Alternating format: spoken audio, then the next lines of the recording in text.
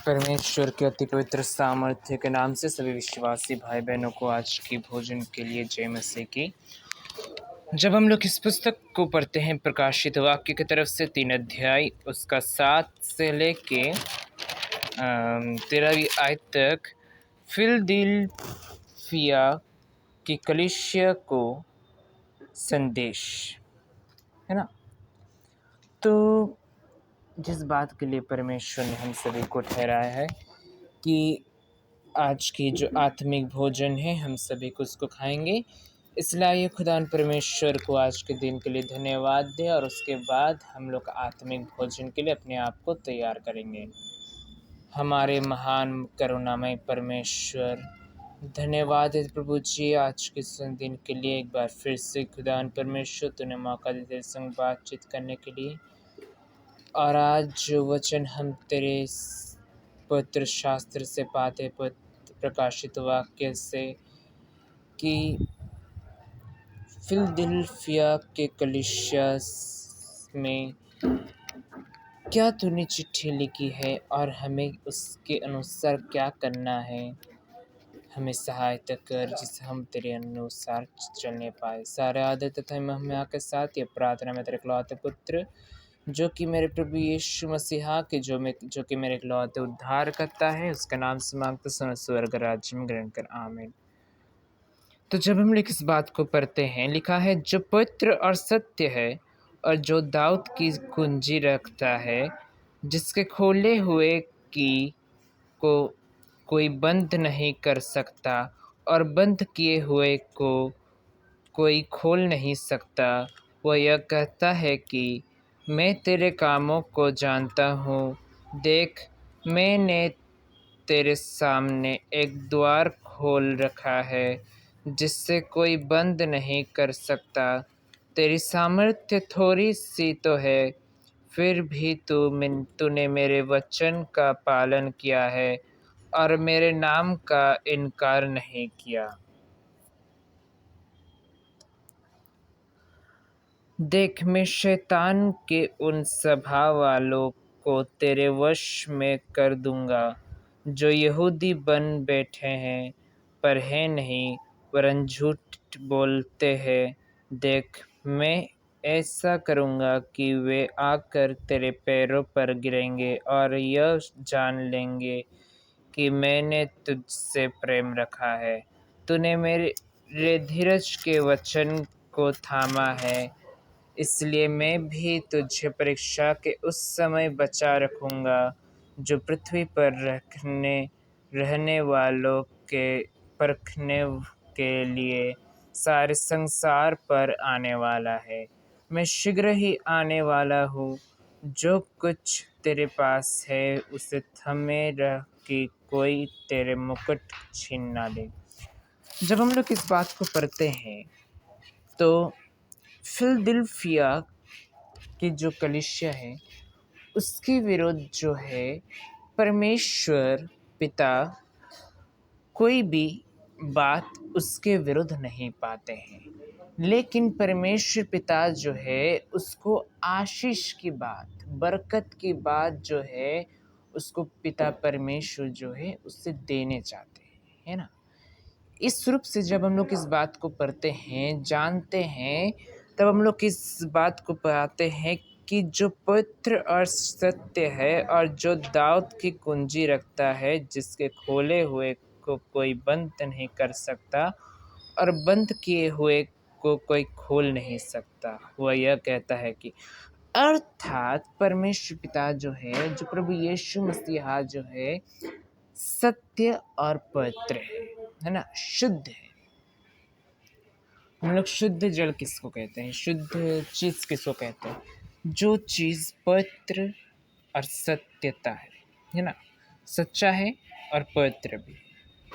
जब हम लोग इस बात को पढ़ते हैं, जब बहुत सी बातें हम यहाँ पर खोज पाते हैं, जब हम लोग किस बात को पढ़ते हैं, यशायाह के पुस्तक है ना, यशायाह के पुस्तक उसका 22 आयत को क्या पाते हैं, निकालिए। यशायाह की पुस्तक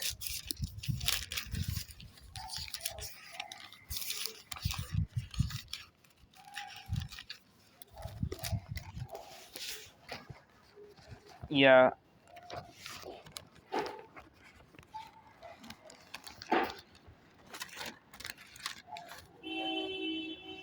यशायाह की पुस्तक यायूब की 12 उसका 14 आयत। ठीक, 12 उसका 14 आयत। जब हम लोग इस आयत को पढ़ते हैं तो इस बात को हम लोग पहुँचते हैं कि देखो, जिसको वह ढा दे वह फिर बनाया नहीं जाता, जिस मनुष्य को वह बंद करे वह फिर खोला नहीं जाता। अर्थात जब हम लोग इस बात को पढ़ते हैं, हमारे पिता परमेश्वर जो है, जब हम लोग उसके विश्वासी बन जाते हैं, है ना, जब हम उसके विश्वासी बन जाते हैं और वो जीवन की पुस्तक में हमारे नाम लिख देते हैं, तो कोई भी उस नाम को काट नहीं सकता। और जब हम लोग इस बात को पढ़ते हैं कि जो लोग पाप कर चुका है ना, जो लोग पाप कर चुका है, जब विचार के समय आया है, तो उस समय जब प्रभु यीशु मसीह के जब दूसरी आगमन हुई, जो पाप कर चुका है, अंतिम समय है, उसका पास और कोई रास्ता नहीं, तब उसका क्या होता है, चाहे वो जितने भी घुटने टेक ले, जितने भी प्रार्थना कर ले, जितने भी हे प्रभु, हे खुदा, हे प्रभु यीशु मसीहा, जितने भी कुछ पुकार ले, लेकिन उसको पापी से हटाकर धार्मिक के जगह में नहीं रखा जाता। और ना वो धार्मिक जो व्यवस्था को पढ़ चुका है, वो जो व्यवस्था के अनुसार चलता है, उस व्यक्ति को ना जब वे पर के आगे बढ़ जाता है, लेकिन उसको उठा के हम लोग पापी के स्थान में नहीं रख सकते। कोई भी इंसान, कोई भी मनुष्य परमेश्वर की राय को नहीं बदल सकता। कोई भी मनुष्य जो है परमेश्वर के जो काम है ना, जो उसके सामने पापी है तो पापी है, हम उसको सच्चाई के रास्ते में नहीं बदला सकते, ना उसको हम धार्मिक बना सकते हैं। और जो व्यक्ति धार्मिक है उसको हम लोग पापी नहीं बना सकते हैं। तो परमेश्वर के वचन इस रूप से हमसे एक बात को कहता है कि जो चीज़ बंद हो चुका है वो फिर से खोला नहीं जा सकता, और जो चीज़ खुल चुका है वो कभी बंद ही नहीं सकता। तो जिस रूप से हम इस बात को पढ़ते, एक बात आपको याद है, जब जब ये पवित्र कलाम ये खोली गई थी, जब ये पवित्र कलाम जो तैयार किया गया था, ये पवित्र व्यवस्था, ये पवित्र शास्त्र जो है, जब से ये चीज़ खोली गई थी, तब से लेके आज तक जितने भी मनुष्य जो है, जब तक इस दुनिया का अंत नहीं होती, तब तक आज तक भी वो पवित्र शास्त्र अभी तक बंद नहीं हुआ, वो अभी भी खुला हुआ है ना। जब हम लोग आगे इस बात को पढ़ते तो लिखा है, देख, मैंने तेरे सामने एक द्वार खोल रखा है जिसे कोई बंद नहीं कर सकता।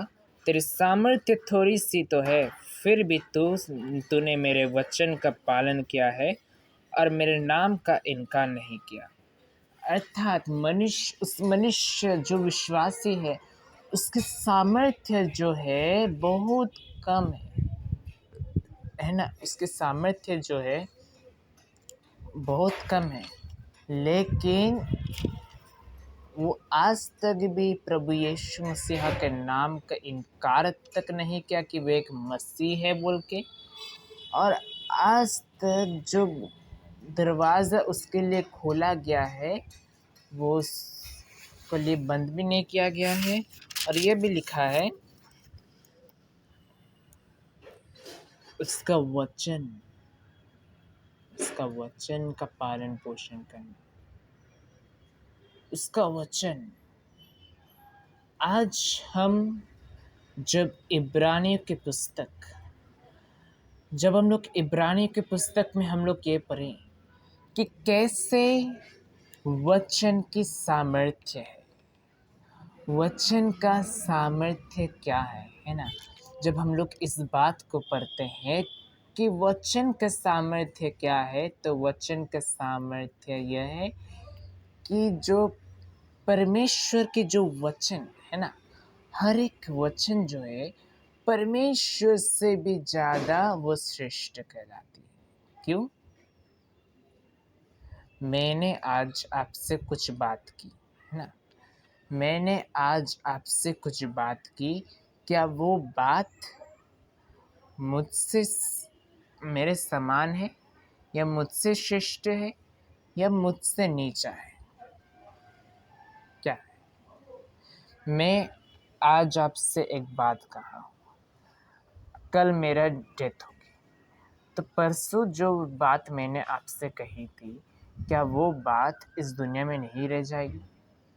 मैंने आपकी सहायता की, कल मैं मर गया, क्या परसों ये बात नहीं फैल रहेगी? क्या बात जमी नहीं रहेगी कि ये व्यक्ति जो था कल मेरी मदद किया था? ऐसा नहीं हो सकता।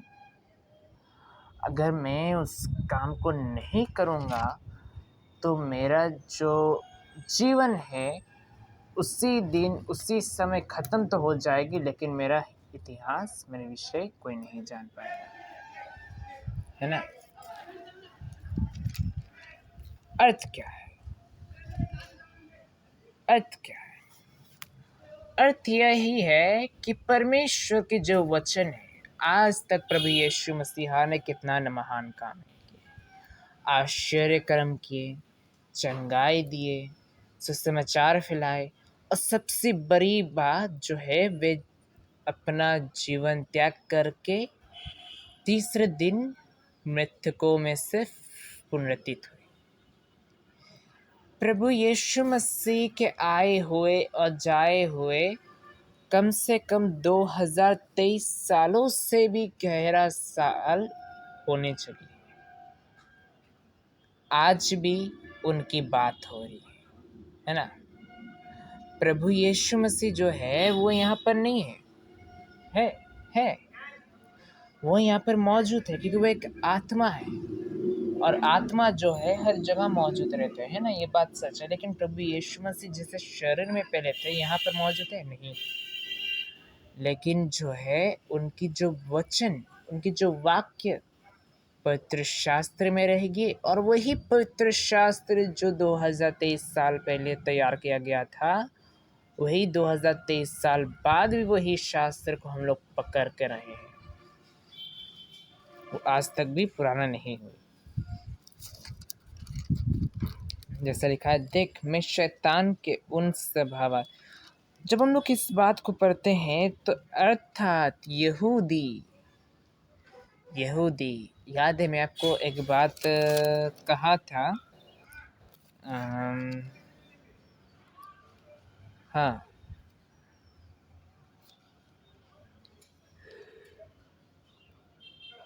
किसी कलीसिया के विषय में मैं आपसे बात किया था कि कोई कलीसिया हो है कि जो व्यक्ति लोग यहूदी बन के रहते हैं लेकिन है नहीं, है ना? यहूदी जो है सबसे बड़ी जाति कहलाती है, इज़राइली जाति। तो वही यहूदी जाति को जब हम लोग लेते हैं, है ना, जब हम अपने आप को यहूदी कहलाते हैं, तो सबसे बड़ी बात, सबसे महान बात, मैं अगर सोशल मीडिया में, मैं अगर अपना समाज में अपना नाम को रोशन करूं, हर जाति से भी अपना आप को ऊंचा कहलाऊं, तो मैं सारे जगत में एक उच्च व्यक्ति कहला जाता हूँ, है ना? तो इज़राइली जो है, यहूदी जो है, सबसे महान जाति कहलाती है। और वही जाति जो है, बहुत से लोग, बहुत से विश्वासी लोग उस जाति को अपने नाम से लेते हैं कि मैं एक यहूदी हूँ, लेकिन है नहीं। ठीक, इसी बात के लिए परमेश्वर कह रहा है, 12वीं आयत से लिखा है, जो जय पाए उससे मैं अपने परमेश्वर के मंदिर में एक खंबा बनाऊंगा, और वह फिर कभी बाहर ना निकलेगा, और मैं अपने परमेश्वर का नाम और अपने परमेश्वर के नगर अर्थात नए यरूशलेम का नाम, जो मेरे परमेश्वर के पास से स्वर्ग पर से उतरने वाला है, और अपना नया नाम उस पर लिखूंगा। तो अर्थात परमेश्वर की मंदिर। जब हम लोग इस बात को पढ़ते हैं, जब पुराना नियम में हम लोग इस बात को पढ़ते हैं, तो पुराने नियम में यरूशलेम मंदिर जो है परमेश्वर के मंदिर है, जो सर्वजाति मंदिर कहलाती है। लेकिन आज वो मंदिर नहीं है। सर्वजाति कलीसिया या सर्वजाति ईश्वर हमारे पिता परमेश्वर कहलाता है। ठीक, तो उसी रूप से जब हम उसके अनुसार चलते हैं, जब हम लोग प्रभु यीशु मसीह के विश्वासी कहलाते, तो हम लोग एक ईसाई कहलाते हैं, हम लोग एक क्रिश्चियन कहलाते हैं, नहीं तो एक विश्वासी कहलाते हैं या मसीही। तो जो भी हो, जब हम लोग इस बात को पढ़ते हैं नई यरूशलेम के विषय में, तो नई यरूशलेम के विषय में प्रकाशित वाक्य उसका 21 अध्याय 1 से लेके 8वां आयत तक नई यरूशलेम के विषय में खास करके लिखा गया है। तो जब हम लोग इस बात को पढ़ते हैं, प्रकाशित का 21 का 2 आयत को, यहाँ पर हम लोग नई यरूशलेम या नया पृथ्वी के विषय में जान पाते हैं। लिखा है, फिर मैंने पवित्र नगर नई यरूशलेम को स्वर्ग से परमेश्वर के पास से उतरते देखा। यरूशलेम एक ऐसा पवित्र स्थान है जहाँ पर पुत्र प्रभु यीशु मसीहा जन्म लिए थे, है ना। जब हम लोग इस बात को पढ़ते हैं, तो परमेश्वर यहाँ पर इस कलीसिया के विरुद्ध कुछ कहते नहीं, है ना, कुछ कहते नहीं, बल्कि उनको एक बरकत पर बरकत देते हैं, और उनको क्या भविष्य में क्या ऐसा कुछ वे देंगे जिससे वे, है ना, आत्मिक जीवन में जब वे स्वर्ग राज्य में चले जाएंगे, तब उनको क्या क्या अचीवमेंट मिलेगी, उस कलीसिया के विश्वासी को कहा जा रहा है। परमेश्वर उसके पवित्र वचन के द्वारा सभी को आशीष दे। प्रभु का नाम महिमामय हो। सभी विश्वासी भाई बहनों को आज के वचन के लिए जय मसीह की।